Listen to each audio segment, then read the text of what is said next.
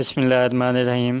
Hello friend, अस्सलाम वालेकुम। आज मैं आपके लिए लाया हूँ बहुत ही प्यारे डिज़ाइन जो उम्मीद है आपको बहुत पसंद आए होंगे। अगर आपने मेरा चैनल सब्सक्राइब नहीं किया तो सब्सक्राइब ज़रूर कर लीजिएगा और नीचे दिए गए बेल के आइकन को प्रेस करना मत भूलिएगा ताकि आने वाली न्यू वीडियो की नोटिफिकेशन आप तक पहुंच सके। और कमेंट सेक्शन में ज़रूर बताइएगा कि आपको वीडियो कैसी लगी और आप आने वाली न्यू वीडियो में क्या देखना चाहते हैं। वीडियो को लाइक ज़रूर कर दीजिएगा, अपने फ्रेंड और फैमिली मेम्बर को ज़रूर शेयर कीजिएगा।